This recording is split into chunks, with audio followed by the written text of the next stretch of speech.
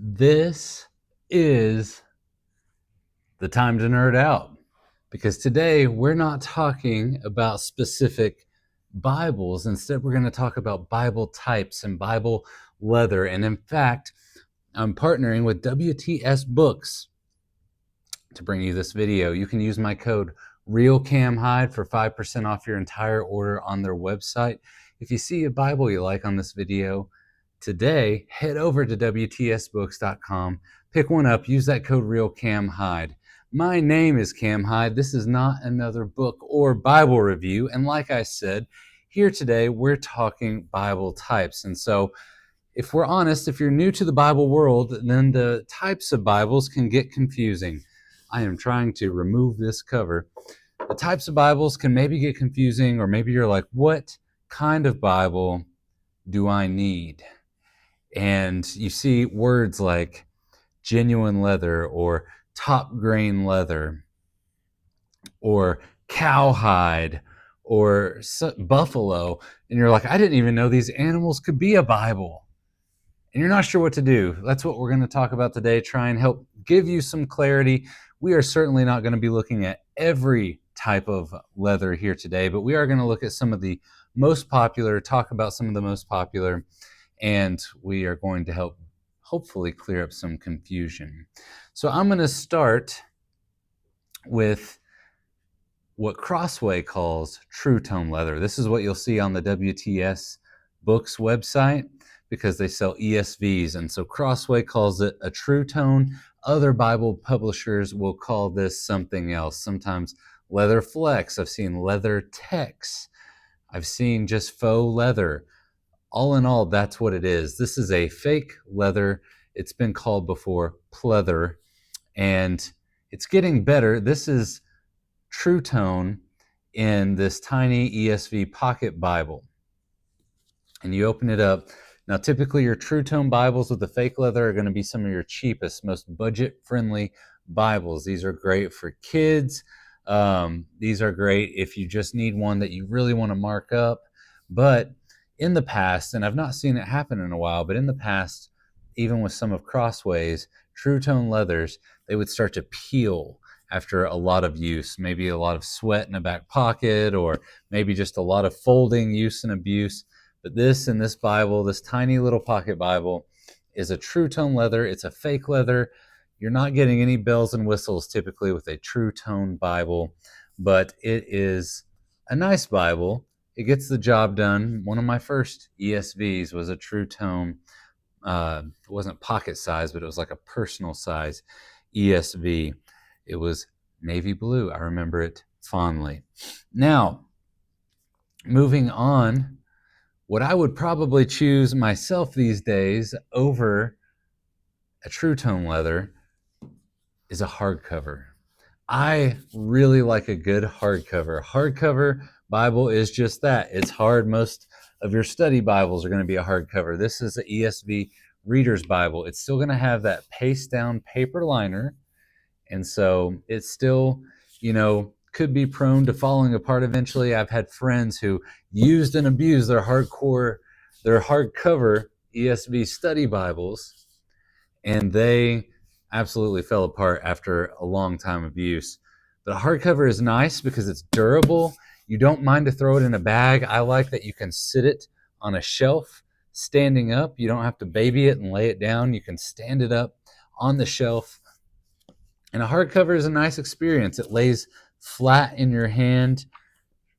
Truth be told, I actually really like a hardcover Bible and sometimes gravitate to that. Sometimes I wish that really popular Bible layouts were made in hardcover. I think more of them should be because they are cost effective, but they are durable. And they're a great Bible to get. I don't think you can go wrong with a hardcover. As you can see with this one, publishers are starting to do nice things like this is a cloth over board, and it's got two different types of cloth. Hardcovers can be really nice. It even has the raised spine hubs on the spine. They're making beautiful hardcovers these days. I think they ought to make more of them. Next, I want to go to genuine leather. This is a genuine leather ESV Bible that you can find on the website. In fact, now that I'm talking about this, In the show notes, I'll have links to WTS books to all these different Bibles I'm showing you today, almost all of them at least.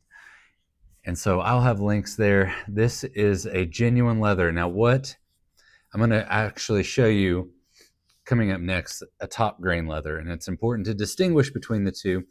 Genuine leather, at least whenever I was younger, used to be the name of the game. You were sitting pretty if you got a genuine leather Bible. It was nice, but here's the deal.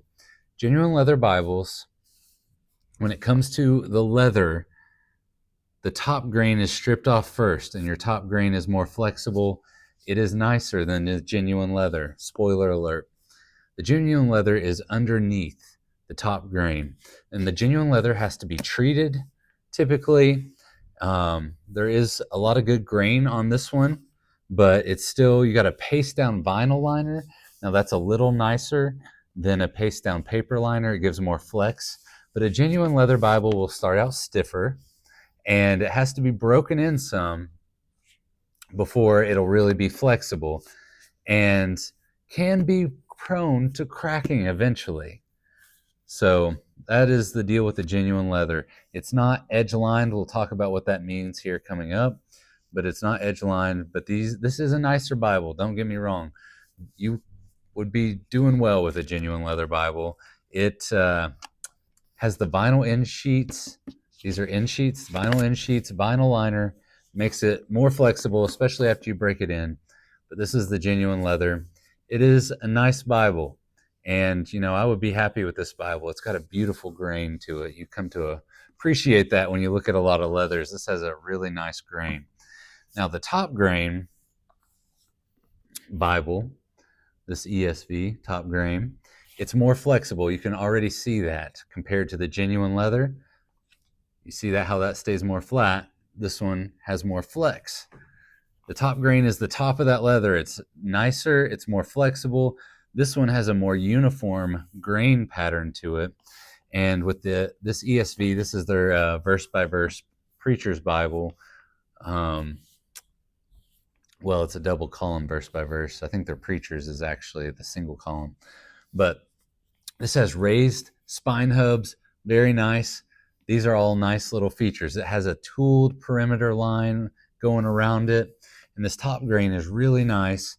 This one even has 2 bookmarks in it, which, this genuine leather only had one. Has 2 bookmarks. And when you open it up, you do have the vinyl liner that is, it's not paste down. It's actually, the cover wraps around it. So all of these things make the Bible more durable, okay? And so it wraps around it, and you can see this Bible is edge lined.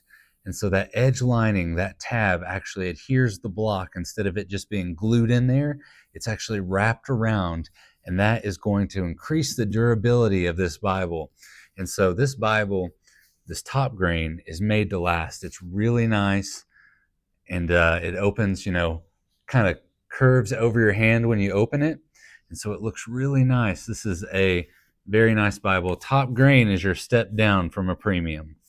And so this top grain ESV, really nice. I don't have a buffalo leather to show you. Crossway also makes some in buffalo. Also a very nice leather, although I don't think a lot of those are edge lined. Now, finally, what I'm going to show you is the Primo, right? So Crossway has what they call an heirloom collection. And these are your Cadillacs of Bibles. These are your luxury cars of Bibles. There's a reason they cost so much. They're using the nicest leather. This one's a cowhide, but there's also a goat skin. I don't have a Crossway goat skin with me, but this is a Thomas Nelson goat skin. Difference between cowhide and goat skin: your goat skin is not going to show any marks if you scratch it up, right? If you take your fingernails, rub it across, it's not going to show wear and tear. Whereas if I took my fingernails and rubbed it across this, it would show scratch marks, and it's meant to develop what's called a patina. So the patina is what's going to happen with a cowhide. So if you like the Bible to age with you, you want a cowhide. If you want it to keep looking a lot like it came out of the box, you want a goat skin. And then Crossway also is selling now in their heirloom collection what they call a calf skin, which also may show a scratch or two, but it's not going to patina and develop like this. It's just going to be a lot softer, more flexible. Now, in these heirloom Bibles, you get your raised spine hubs, you get perimeter stitching that's going to stitch all the way around to hold that cover in. Typically, you have a calfskin soft liner inside. You can see even the stamp there. It's more ornate, it's more luxury.